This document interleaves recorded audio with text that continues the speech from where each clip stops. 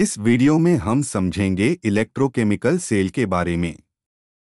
Electrochemical cell एक ऐसी device होती है जो केमिकल एनर्जी को इलेक्ट्रिकल एनर्जी में कन्वर्ट करती है। चलिए इलेक्ट्रोकेमिकल सेल को समझने के लिए एनिमेशन में दिखाए गए प्रोसेस को समझते हैं। एनिमेशन में हम देखते हैं कि दो बीकर को अलग अलग केमिकल सॉल्यूशन से भरा गया है। पहले बीकर में जिंक सल्फेट और दूसरे बीकर में कॉपर सल्फेट सॉल्यूशन है। पहले बीकर में जिंक की इलेक्ट्रोड और दूसरे बीकर में कॉपर की इलेक्ट्रोड डाली गई है। जिंक इलेक्ट्रोड को एनोड और कॉपर इलेक्ट्रोड को कैथोड कहते हैं। साथ ही हम देखते हैं कि दोनों बीकर को कंडक्टिंग वायर से कनेक्ट किया गया है। ये कंडक्टिंग वायर दोनों बीकर को इलेक्ट्रिकली कनेक्ट करता है। कंडक्टिंग वायर के सीरीज में एक एमीटर लगाया गया है जो कि सर्किट के करंट को मेजर करेगा। दोनों बीकर को कंडक्टिंग मीडियम सॉल्ट ब्रिज से केमिकली कनेक्ट किया गया है। सॉल्ट ब्रिज एक यू शेप ट्यूब होती है जो कि इनर्ट इलेक्ट्रोलाइट जैसे पोटेशियम सल्फेट कंटेन करती है। इनर्ट इलेक्ट्रोलाइट वो केमिकल सब्सटेंस होते हैं जिसके आयन रेडॉक्स रिएक्शन में पार्ट नहीं लेते। चलिए अब समझते हैं कि ये इलेक्ट्रोकेमिकल सेल कैसे काम करता है। जिंक इलेक्ट्रोड पे जिंक मेटल ऑक्सीडाइज्ड होता है और दो इलेक्ट्रॉन लूज करता है।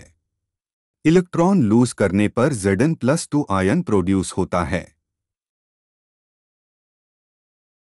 जिंक मेटल से इलेक्ट्रॉन लूज होने के बाद वायर के थ्रू ट्रैवल करते हुए कॉपर इलेक्ट्रोड तक पहुंचते हैं।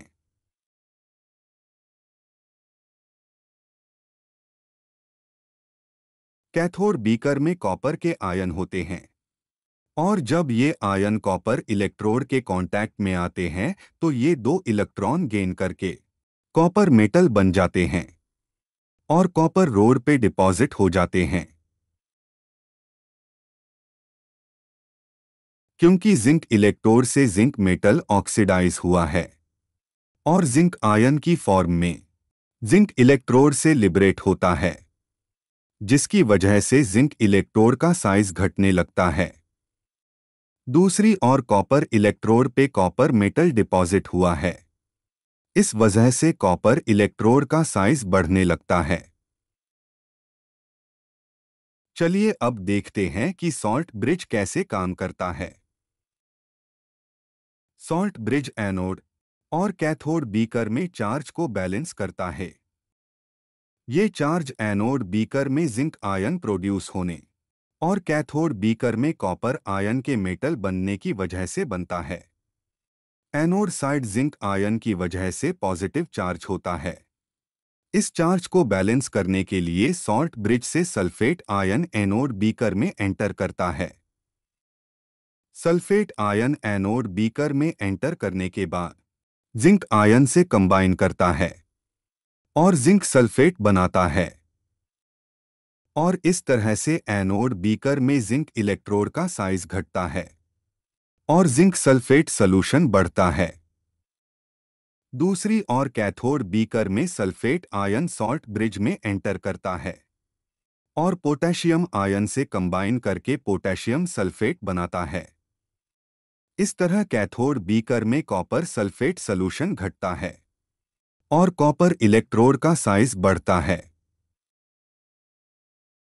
और इस तरह दोनों बीकर में चार्ज बैलेंस रहता है। इस प्रोसेस में इलेक्ट्रॉन एनोड से कैथोड की तरफ फ्लो करते हैं। इलेक्ट्रॉन फ्लो होने से सर्किट में करंट जनरेट होता है।